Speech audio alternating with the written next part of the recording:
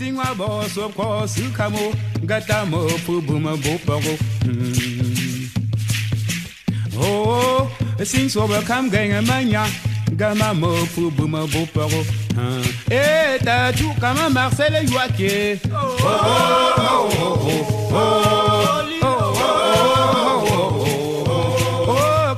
Oh, Pawaka Jogo.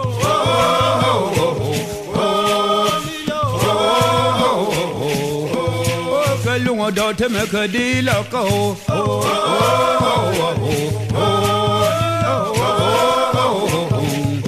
Hey, Jamon, you to poor bass over dim finger.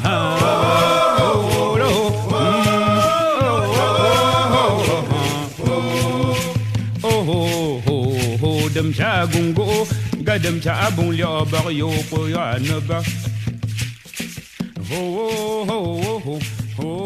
Il y a tellement. Et parce que l'on ne sait très souvent pas, avant la colonisation, la langue anglaise était très répandue à l'ouest. Avant la colonisation, avant que les colons ne viennent, la langue anglaise, le dollar était très répandu déjà. Donc, ce sont des trucs parce que, et ça fait que ça nous amène, c'est même une parenthèse, ça nous amène à revoir encore vraiment l'histoire de cette société-là. Parce qu'il y a des choses, quand les colons arrivent au début des années 1900, ils redécouvrent que chaque village a des millionnaires. Chaque village comptait ses millionnaires. Vous vous rendez compte, au début du XXe siècle, donc, nous avons là vraiment, c'est des trucs très intéressants, je fais des recherches là très vraiment, c'est tout un autre thème. Donc, la terminologie renvoie donc à cela, et nous avons eu à parler ici là que le dos. Jusqu'à maintenant, je n'ai pas encore donné une définition de dos. Est-ce que vous avez remarqué ça? Donc, parce que jusqu'à maintenant, on a parlé par exemple du dos comme une malédiction, la malchance et ainsi de suite. Comment peut-on parler de malchance? Bon, en langue bantoune, comment on appelle le mal?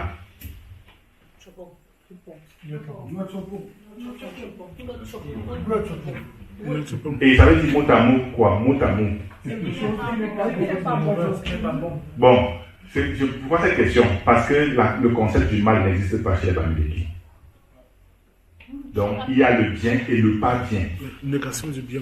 Il y a le concept du mal n'existe pas. Si le concept du mal n'existe pas, on ne peut pas parler de malédiction. Parce que la malédiction, c'est édicter le mal. On ne peut pas parler de malédiction. Donc, déjà d'abord, ce sont des thèmes, des choses très importantes à tenir en compte. Par exemple, on ne tient pas en compte, après on développe, on se trouve dans un autre truc. Ce sont des choses très, et nous allons voir pourquoi. J'ai de même, quand par exemple, nous parlons, il y a par exemple, nous revenons peut-être au terme Dieu, ici. Quand on fait la confusion, on développe, on se retrouve ailleurs. Après, on commence à dire Jésus, c'est l'enfant de si. On se retrouve et on développe des spiritualités. On fait c'est toute une autre chose. Des choses très nécessaires en considération. Parce que ce n'est pas pour rien que dans nos visions du monde, le mal n'existe pas. Parce qu'en effet, c'est une philosophie de positif. Parce que tout ce que vous dites, quand vous dites quelque chose, vous matérialisez cela. Donc, ce qui fait que même moi, personnellement, j'ai plus tard va parler là de l'hygiène de vie. Dans mon hygiène de vie, si vous me côtoyez, vous allez voir qu'il y a certains mots que je n'utilise jamais. Donc, si peut-être quelque chose, je dis, ce n'est pas bien. Ou bien, il y a des termes, donc je mets le bien avec la négation. Parce que dans le contexte, vous m'excusez, énergétique de l'univers, la négation n'existe pas. La négation n'existe pas. Donc, en effet, c'est pas pour rien que dans nos langues, on dit plutôt pas bien que bon. C'est pas pour rien, au lieu de développer. Donc, ce qui fait donc que ce sont des choses vraiment à tirer, à prendre en considération. Pourquoi encore? Un petit truc encore. Si le mal n'existe pas, alors le diable n'existe pas chez nous. Oui, Satan n'existe pas. Le diable ne n'existe pas dans cette vision du monde. Ou bien, quel est le nom du diable dans votre langue? J'aimerais savoir. Alors, donc, voilà, merci. Donc, ce qui fait que le Satan, c'est l'héritage de la colonisation et de l'évangélisation. C'est l'héritage de ça. Donc, c'est l'introduction de certaines entités, de certaines choses dans nos cultures qu'on ne connaît pas. Et la voilà comme ça que nous avons adopté jusqu'à ce que nous faisons encore même mieux que les autres, que ceux qui nous ont apporté. Et c'est très nécessaire. Donc nous voyons que ce n'est pas seulement des choses en l'air. Quand une société n'a pas développé le concept du diable, alors ça veut dire que cette société a une autre vision. Et c'est avec cette vision-là qu'on doit voir nos réalités. On ne peut pas avoir des problèmes spécifiques, mais pour les réaliser, pour les résoudre ou en débattre, on prend de la vision du monde des autres pour résoudre la nôtre. C'est comme si peut-être nous voyons des sociétés occidentales, quand ils ont leurs problèmes, leurs accidents, leurs trucs, ils veulent résoudre, est-ce qu'ils ne voient pas la truc, pas comment les Africains voient pour résoudre le problème. Ils voient, nous faisons vraiment ce que nous faisons. On ne fait pas par exprès peut-être. Je dis peut-être seulement parce que, en effet, nul ne devrait être censé ignorer, mais bon, et ce qui fait que nous tombons pour ne pas, dans n'importe quoi, vraiment dans n'importe quoi. Et si le diable, donc vous allez voir après quelqu'un, et quand on va dire, donc il y a encore tellement de concepts qu'on peut aller, hein, on peut voir. Si ces choses n'existent pas, alors la sorcellerie existe dans cette vision du monde-là ou pas? Vous voyez que c'est... La sorcellerie, peut-être que c'est le terme en allemand peut encore nous aider à mieux comprendre. Hexerei, sorcellerie en allemand veut dire, entre autres, Teufelswerk. Donc les œuvres du diable, notamment. Mais si vous amenez le Teufelswerk, les œuvres de la culture, il n'y en a pas qui ne connaît pas le diable. Donc, ça veut dire que nous parlons de certaines réalités que dans nos langues, on sait exprimer, mais quand on traduit en français ou dans les langues européennes, on tombe dans un autre registre et ça devient autre chose. Les réalités dont nous parlons sont des choses explicables. Ce sont des choses explicables. Mais quand nous parlons déjà de la sorcellerie, la sorcellerie veut dire déjà bien évidemment, on entre déjà dans un certain spiritisme. Et c'est autre chose. Puisque si je suis victime de quelque chose, et que je sais que c'est explicable, c'est différent. Quand je sais que c'est une fatalité, je ne sais pas quoi. Alors, donc, le ndou, ici là, on peut dire donc quand j'ai dit donc le la est une structure pour entretenir l'épanouissement de l'être via la relation avec le souterrain. Quand l'on vit hors du lac, et pour vivre hors du lac, j'ai dit ce n'est pas quelque chose de territorial ou bien de physique et ainsi de suite. Vous me comprenez, j'espère. Voilà, donc quand on est hors du lac, puisque le lac est quoi? Donc vous allez essayer de voir ici, imaginez-vous que c'est immatériel, mais essayons un peu de voir un peu de manière biblique pour un peu se représenter. Donc voilà, la nature est sauvage puisque après la création, il y a une scission. Il y a des choses qui sont passées et la divinité créatrice s'est détachée de la création. Et l'humanité est restée, dans cette vision du monde, l'humanité est restée. Il y a maintenant donc une entité qui est venue créer, puisque la nature est considérée comme la sauvagerie. Une entité est venue créer donc une structure en pleine sauvagerie, en pleine nature, pour que l'homme quitte de son état de nature, quitte la nature, c'est-à-dire son état de nature, pour entrer maintenant dans un état de supranaturel, où la nature n'entre pas. C'est un peu compliqué, mais accordez-moi un peu cela quand même.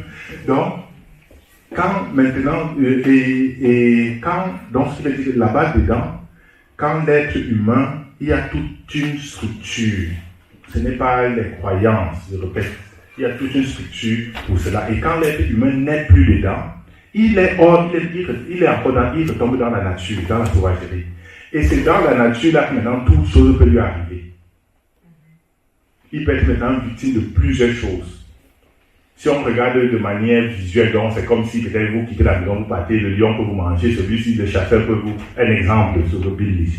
En effet, donc, c'est pour dire petit à petit que le dos, donc c'est un état, ça explique l'état de, entre guillemets, de disgrâce causée par il y a certaines causes, et nous allons les voir. Ça, c'est d'abord une citation qui connaît le roi Tanefo, le faux Tanefo de Bamendjou. Je vous conseillerais de lire peut-être son livre, Le Royaume Bamendjou, je crois que c'est Le Royaume Bamendjou, qui est sorti en 2012, très intéressant, où il explique, c'est un des rares rois qui a pu sortir un livre vraiment expliquant les fondements des sociétés Bamileki et ainsi de suite, lui-même, en tant que quelqu'un qui est allé au Latam, qui a appris, qui a ainsi de suite. Donc, voilà une citation du roi Tanefo. Non, Tanefo. Le faux Tanefo. De Bamendjou. Pas de Bamendjou. Non, pas Bamendjou, de Bamendjida. Ok, voilà ce qu'il dit par exemple. Le dos, c'est une malédiction causée par une injustice. Le non-respect de la parole donnée, la vente de ce que l'on n'a pas acheté, le vol à des endroits interdits, des injures à l'encontre des aînés ou des parents, etc. J'ai voulu même photocopier, mais ça n'allait pas, pour lire tout ce que... C'est toute une liste de ce qu'il a écrit. Et vous avez déjà d'abord mon point de vue préliminaire que nous ne pouvons pas parler de malédiction. Voilà. Et donc, quittant donc de la situation du faux Tanefo, je peux donc dire que le Ndo, donc, c'est un phénomène qui prend lieu quand l'on enfreint les règles de la vie.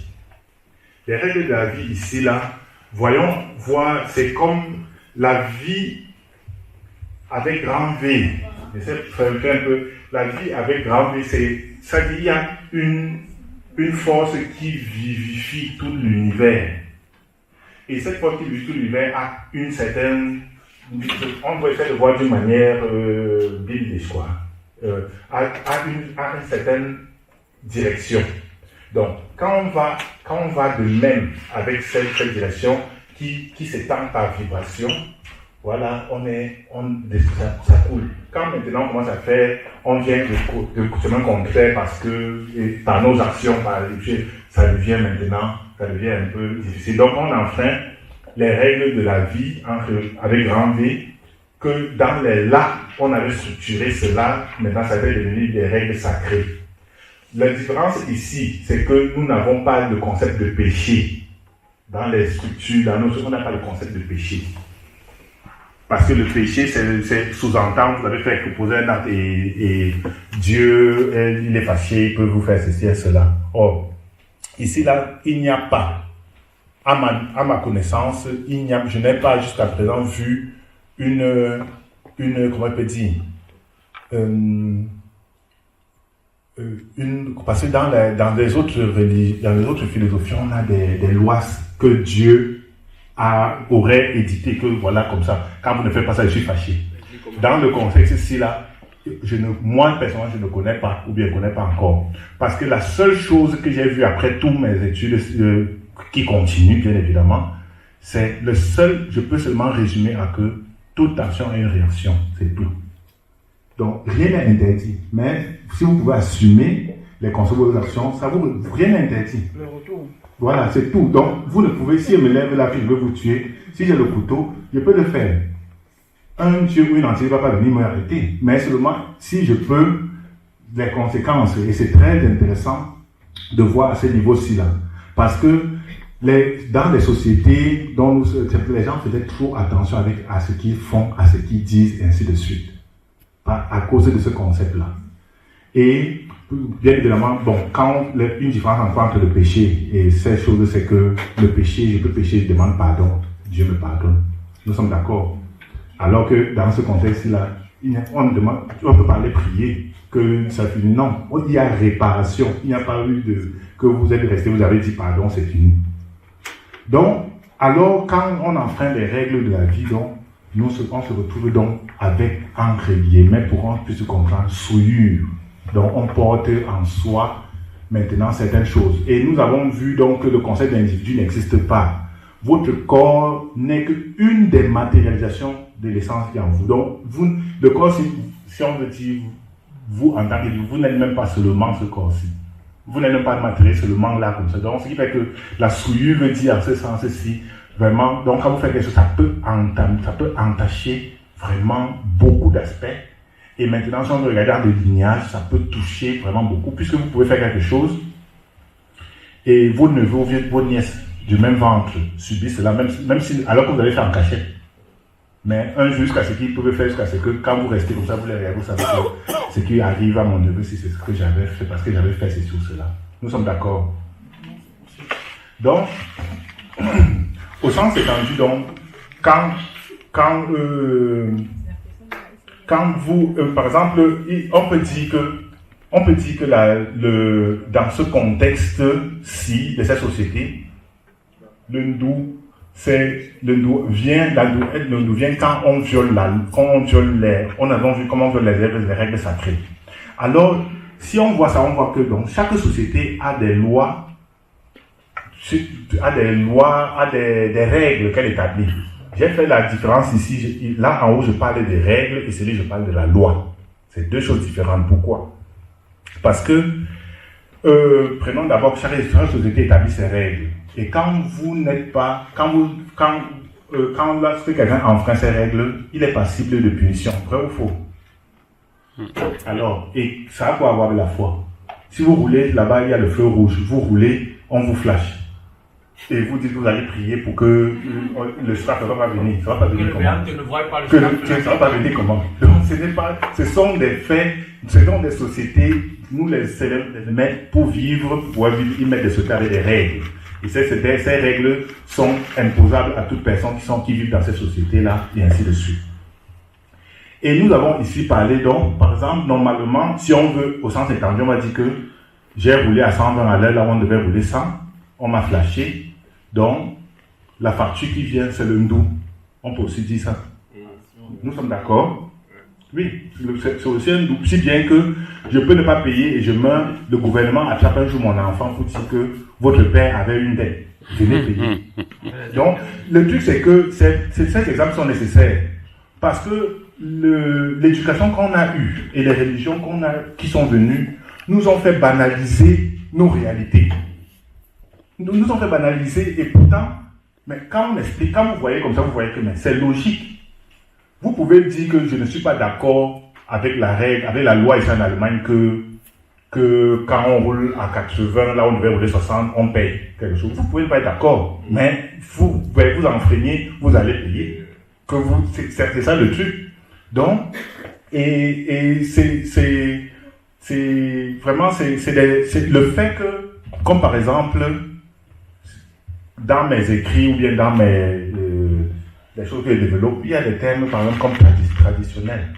Vraiment, on nous a appris à banaliser nos choses. On dit par exemple, quelqu'un accouche l'enfant, il dit qu'il va faire le rite du cordon ombilical. Bon, vous savez, vous pouvez faire le rite du cordon ombilical. Quelqu'un peut me dire à quoi ça sert?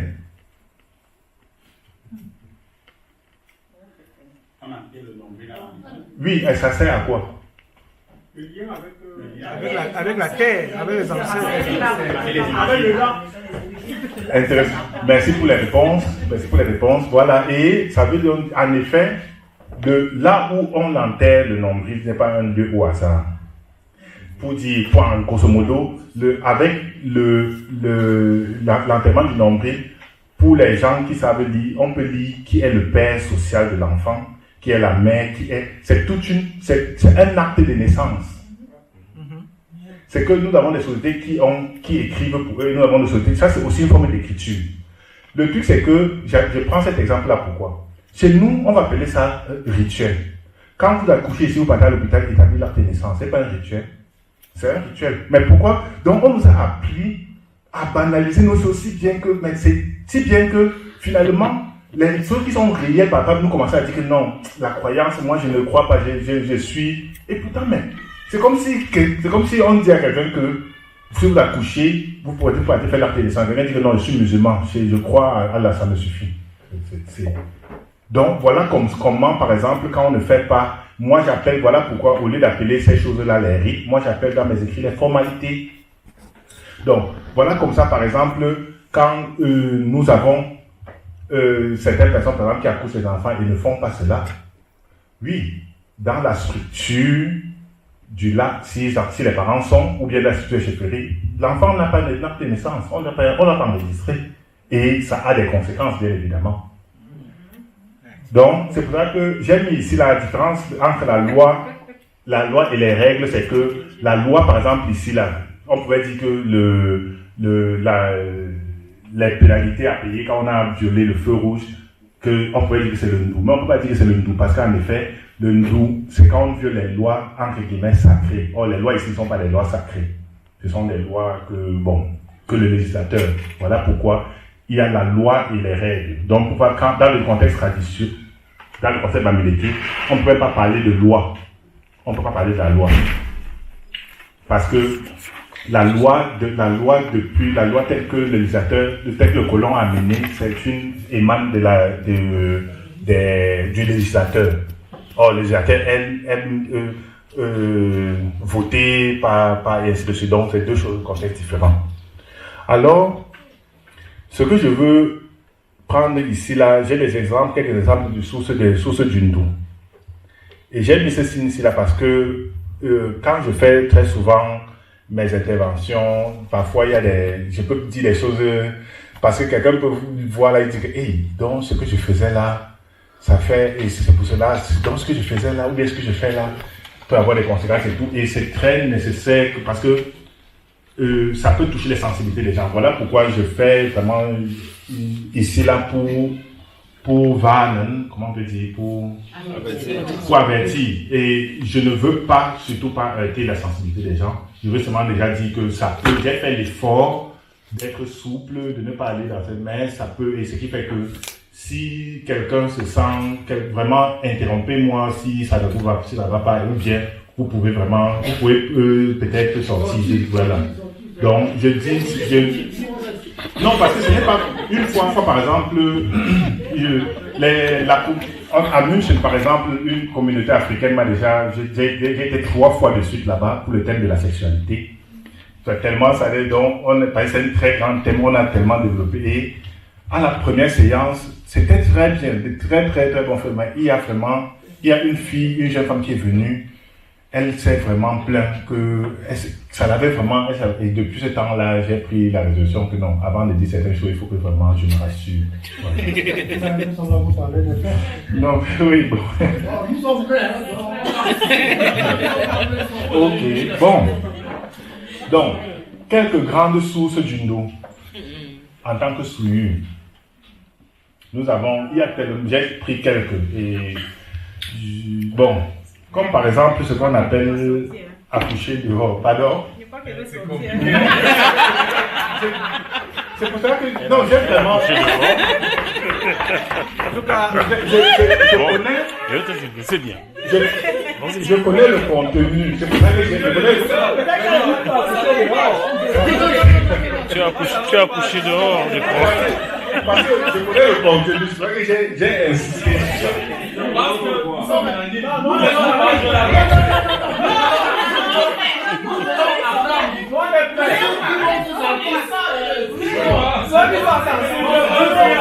Je nous en prie. Donc nous sommes ici pour apprendre, pour échanger. Et quand on échange, on ne cache pas les faits, on ne cache pas la vérité.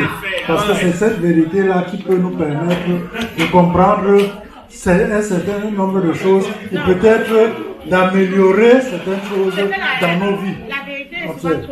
Elle est souvent cruelle, elle est souvent difficile, mais souffrons d'écouter cette vérité. Merci. Et je dirais... C'est fort, hein? C'est vraiment fort. Comme je disais tantôt, je connais le contenu, c'est pour ça que j'ai essayé, je dis vraiment encore aux gens, et ce serait vraiment bien pour ceux qui sont sensibles de sortir un peu, de boire un verre d'eau. Bon, ok.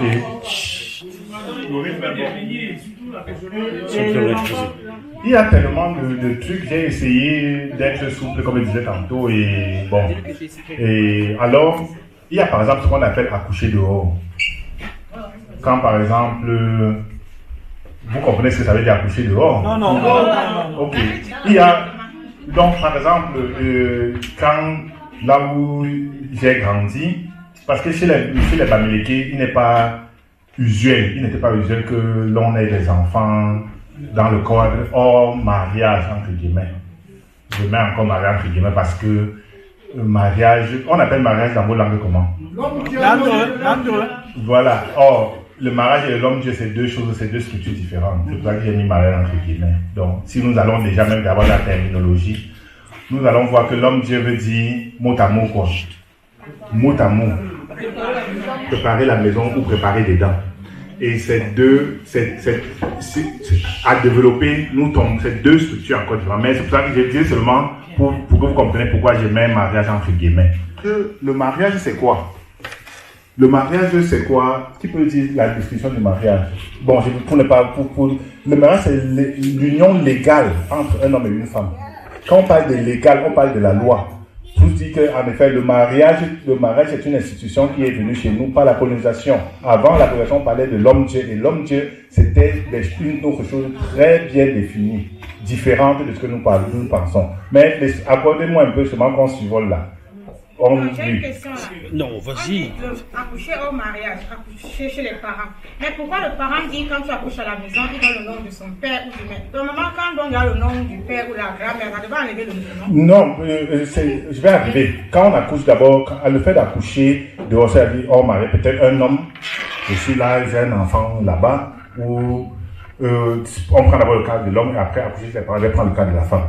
Donc, le cas de l'homme, quand j'accouche quelque part là, il y a d'abord de facto certaines formalités que je ne pourrais pas faire.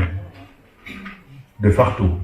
Nous sommes d'accord. Comme par exemple d'entrer le nombril de l'enfant. Et maintenant, parfois, je suis allé, puisque le fait d'aller avoir un enfant depuis là-bas veut dire déjà, n'ayant pas fait certaines formalités, l'enfant déjà vient dans le monde avec déjà des points en moins. Puisque l'enfant, elle n'est plus, si le père était dans le là, même si il a déjà fait quelque part, or c'est l'enfant qui vient faire encore des pas plus en arrière. Et ça a des conséquences, pourquoi? Parce que, étant donné, puisque vous êtes une continuité. Quand maintenant vous êtes une jeune femme, par exemple, vous prenez la recette de quelqu'un que vos ancêtres ne connaissent pas. On amène un nouvel enfant au monde, les ancêtres, ça dit, j'essaie seulement d'expliquer terre à terre, hein, parce que pas pour que chaque terme, j'explique encore ce que c'est à derrière. Donc, les ancêtres ne connaissent, parce que quand il y a des structures dans cette société, dans laquelle on a mis les structures, comment l'enfant doit venir au monde. Alors, le fait d'accoucher, par exemple, chez les parents, amène des très grandes conséquences, par exemple. Quand peut-être vous accouchez chez les parents, peut-être j'ai ma soeur, elle accouche. L'enfant peut-être a le même âge que moi, ou peut-être on grandit comme des frères et sœurs alors que je suis un oncle. Et dans la dynamique familiale, nous avons parlé ici, bouleversement des rôles familiaux, ça joue un très grand rôle parce que il y a le cumul. Je suis l'oncle, je suis le frère. C'est des cumuls qui font passer dans la famille. Il y a une dynamique. Il y a une dynamique qui circule parmi les membres de la famille. Et je dis dynamique pour ne pas dire énergie. Il y a une dynamique qui circule dans les membres de la famille. Et il y a des rôles il y a des positions, pas des positions, il y a des positions et qui ont des rôles. Les rôles maintenant ne veut pas dire, par exemple, être père, c'est un rôle qui est variable. Bon, allons pas là. Donc, il y a par exemple, quand on accouche un enfant, on ne fait pas les formalités du cordon ombilical. Ça peut entraîner aussi le ndou.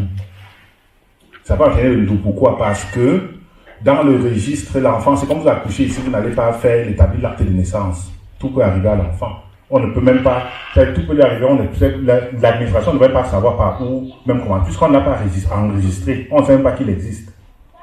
Et maintenant, l'enfant, quand on n'a pas, puisque le cordon, la formature du cordon ombilical n'est pas seulement l'acte de naissance, ça permet, puisque l'être humain a plusieurs composantes, ça permet déjà, voilà les bases de l'unité. Ça permet déjà d'abord d'unifier, de rassembler différentes parties de l'enfant et de mettre à un lieu. Bon, je causais avec quelqu'un récemment, on parlait de l'unité, pourquoi l'Afrique ne peut pas avoir la difficulté de s'unir. J'ai déjà vu, j'étais dans une radio l'année passée, on développait, mon copanéliste était un student de Sciences Po, il disait que oui, l'union de l'Afrique passée ici, j'ai dit que non, on peut voir l'union comme les Européens voient, et peut-être on peut débattre, mais si on peut voir l'union, est-ce que notre manière de définir l'union est la même que les Européens? Ça c'est de un. Et de deux, on voit l'union. Comment on peut faire l'union des gens qui ne sont pas unis, puisque l'union, dans le contexte dont je parle, commence sur l'individu. On commence d'abord, nous avons des individus qui, au niveau des individus qui ne sont pas unis. On n'a pas pu les unir, donc ce qui fait que ça peut justifier pourquoi les Africains ont beaucoup de difficultés aussi à s'unir, entre autres. Donc, il y a par exemple l'inceste. L'inceste matériel et immatériel.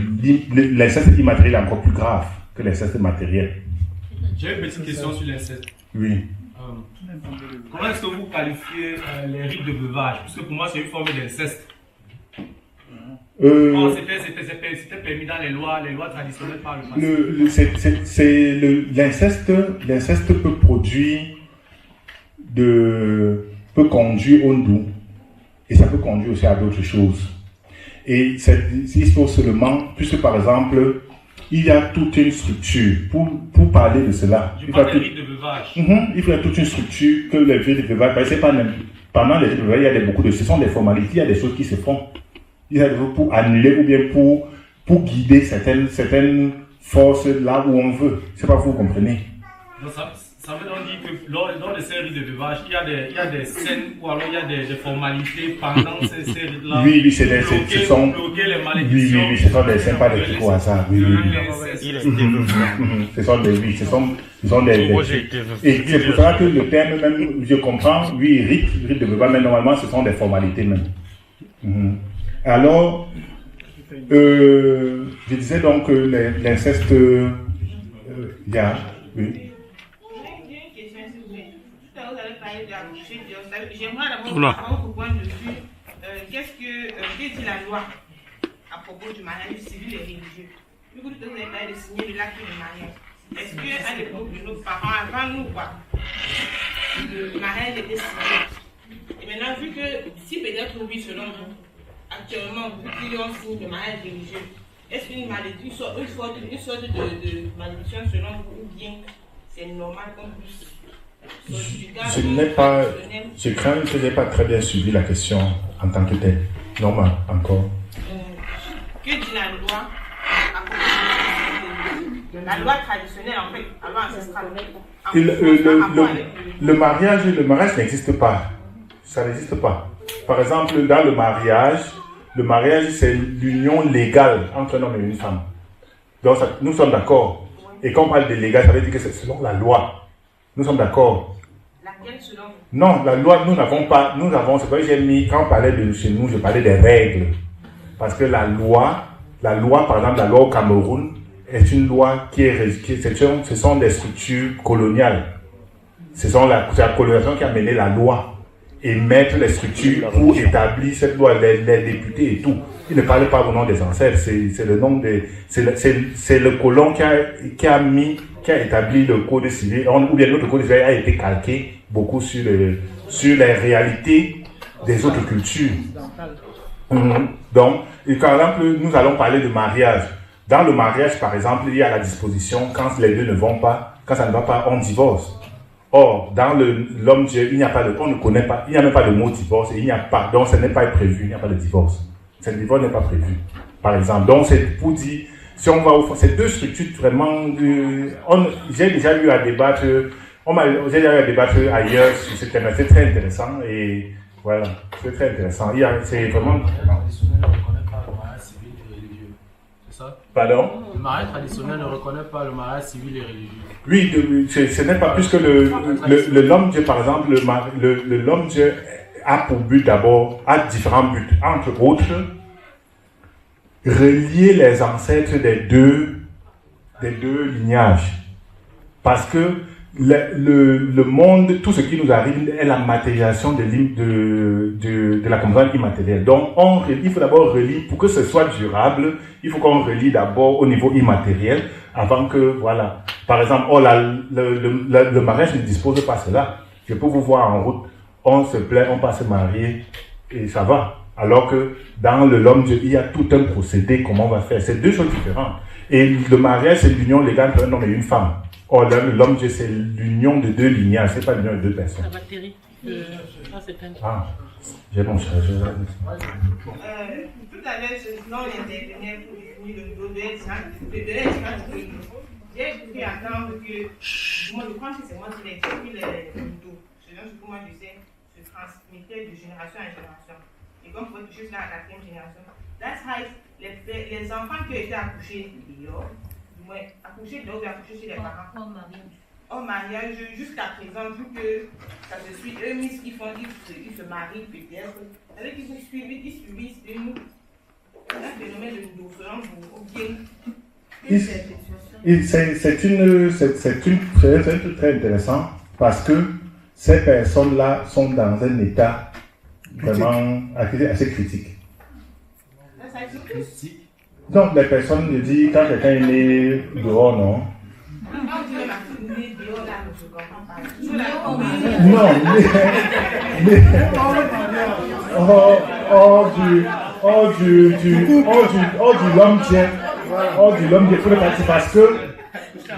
mais parce que si je suis marié, le mariage de l'homme, c'est deux structures différentes. Donc, je peux être marié, l'état civil ici, et alors que je n'ai pas fait le l'homme-dieu. Oh, dans le l'homme, dans la structure, non, c'est les enfants du dehors. Ça va de pair avec accoucher chez les parents. Et le truc accoucher chez les parents, c'était maintenant pour montrer par exemple que, parce que accoucher dehors, un homme peut, je peux avoir un enfant à Hambourg et ainsi de suite. Bon, accoucher chez les parents, c'est montrer peut-être une jeune fille, par exemple, qui porte la grossesse chez les parents, étant encore chez les parents. C'était seulement pour montrer les différents cas d'espèces. Et nous avons l'inceste matériel immatériel. L'inceste, vous connaissez ce que ça veut dire. Et l'inceste matériel, bon, le corps et tout. Alors, l'inceste immatériel est encore même plus dangereux, surtout dans la famille. Pour survoler, c'est quand, par exemple, je peux avoir une femme, ma femme, et on a un enfant. Et peut-être je veux l'attention de ma femme qui n'est pas là et ainsi de suite, ou bien, c'est un cas, il y a plusieurs cas. Je peux, donc, mais les attentes que j'ai à ma femme et tout, je peux le projeter sur ma fille. Et ça fait donc que, on n'a pas, c'est pas un problème d'appareil génitaux, mais c'est que dans la dynamique familiale, la fille prend le rôle de la mère, de la femme à mère. Et ça, ce sont des trucs qui font, je sais pas si vous comprenez, voilà. Et ça fait que l'enfant commence à prendre un certain rôle. Et dans le rôle là, je suis homme et elle devient ma femme. Il y a beaucoup de choses qui se passent. La conséquence de ça, c'est que ça bloque beaucoup le chemin des enfants, l'épanouissement des enfants. La difficulté aux enfants de trouver une femme ou un homme. La difficulté de rester dans le mariage. Il y a tellement de trucs que ça crée. Et bien évidemment, ce sont des choses, les parents en profitent beaucoup. Parce que dans le conflit énergétique entre parents et enfants, l'enfant est déjà d'abord partant pour être perdant. Ça veut dire, dans ce cas, le papa, peut-être, donc ça c'est aussi un exemple, le papa a juste pensé, et après, il n'a pas matérialisé, il n'a pas oui, parce que comme je peux avoir une fille, c'est pas une histoire de penser, c'est pas l'intention de vouloir coucher avec elle. Non, c'est pas là. C'est que, par exemple, voilà, c'est que l'attention que je veux parler de ma femme, je veux que ma fille me donne ça. Parce que ma femme, soit elle n'est pas là, soit je m'entends pas bien, ou bien je suis violent avec ma fille, parce que comme je peux pas taper sa mère, peut-être sa mère ou bien tout, il y a tellement de cas de figure. Donc l'enfant prend, et de même que la mère, il y a aussi donc, c'est aussi un inceste. Quand peut-être moi, je prends ma soeur comme ma mère, c'est aussi un inceste parce que c'est les confusions des rôles. Et qui ont des conséquences vraiment, si on a le temps pour développer, qui ont des conséquences effroyables. Bon. Alors, il y a par exemple, voir l'avidité des parents, qui est dans cette société-ci. Vous le savez, non? Tu vois l'avidité des parents, ça même hindou. Oui, oui. Quand la mère veut s'énerver, tu t'amuses, je me désamuse. Voilà. Oui. Et je ne vais pas seulement m'étendre, ce n'est pas des trucs de croyance, il y a tout un savoir derrière, pour vraiment que je le dis en pesant mes mots.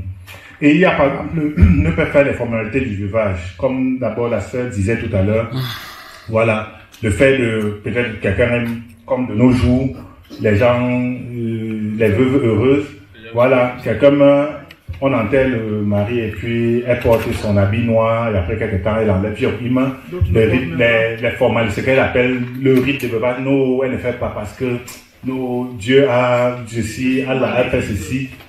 Oui, c'est bien beau, mais le problème c'est que dans la structure de l'homme Dieu, l'union là avait engagé beaucoup de choses et que il faut passer c'est comme si quand vous mourrez, vous partez à la mairie ici, faire établir des certificats de décès et tout. C'est toute une structure administrative. Voilà. Et ici, ça ne touche pas parce que on va voir après, on va bavarder après si toutes ces choses-là touchent seulement les Noirs, ou bien les Américains, ou bien aussi les Blancs. On va en parler. Donc, ce qui fait que ce n'est pas seulement, même l'homme qui part pour prendre la veuve pour coucher avec, il peut porter sa part. Donc, même si quelqu'un a dit que moi, je voulais dire que le veuvage, Pardon, pose attention s'il vous plaît. Même dans la religion chrétienne, c'est pas alors chrétienne, il y a le rite de veuvage. Il y a son rite, il y a le rite de veuvage. C'est-à-dire que moi, je pense que ne rien faire quand on est veuf, ça a des conséquences. Mais si, ça dépend maintenant pour moi, sur ma croyance. Je peux choisir soit faire le rite traditionnel, soit le rite chrétien. Mais c'est sur la Bible. Dans la Bible, dans la Bible, c'est c'est un bon exemple. Je vais dire un peu quelque chose de court là. Nous parlons là de deux choses différentes. Dans la Bible, on parle de mariage, sinon on parle de l'homme Dieu. Donc, on peut pas. Donc, c'est deux choses différentes. Le rite que vous allez aller faire dans la Bible, c'est pour autre chose. C'est pour autre chose. Donc, l'autre, c'est pour l'homme Dieu, c'est deux choses. Parce que l'homme Dieu, il n'y a pas de l'homme Dieu dans la Bible. Il y a le mariage dans la Bible, pas de l'homme Dieu. Tu n'es pas là, il faut sortir.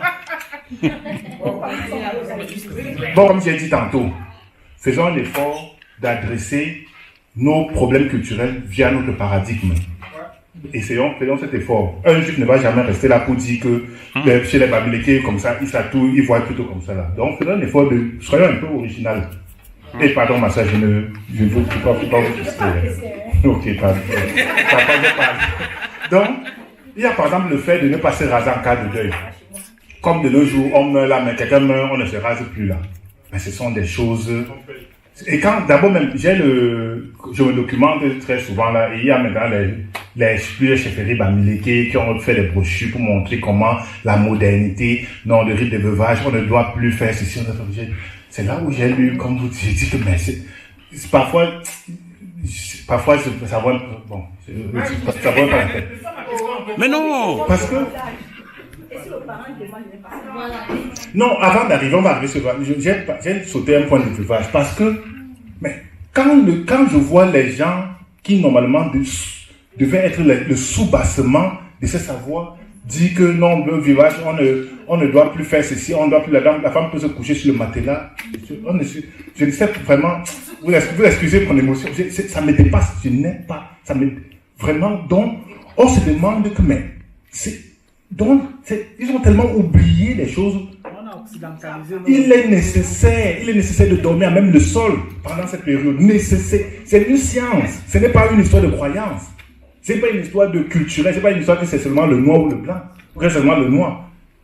Et donc, c'est entre... Donc, quand je vois, j'ai le livret, là, je ne sais pas. Bon, j'ai dit d'ailleurs tantôt, pour ma part, il y a une différence entre le là, ce que j'appelle là, et les chefferies.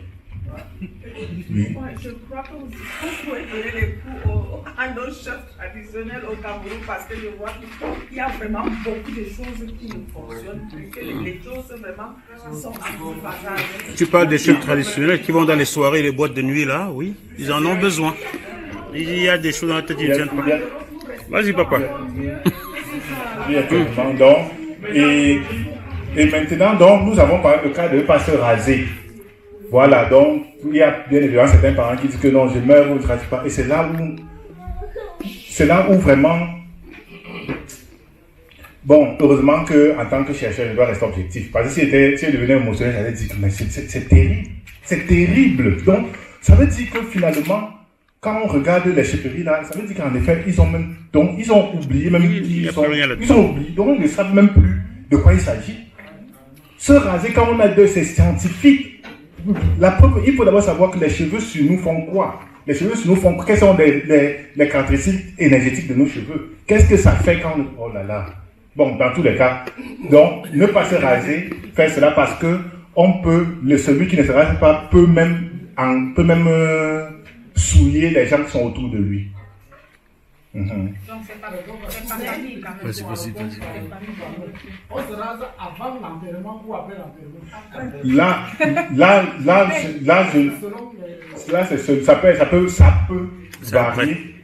Ça peut varier, mais toujours est-il que quand on dit, parce que si peut-être la sœur disait que ça dépend des familles, ça ne peut pas dépendre des familles. Ça ne peut pas dépendre des familles parce que... La veuve et le veuf se rasent avant l'enterrement. Ça ne peut pas dépendre des familles parce que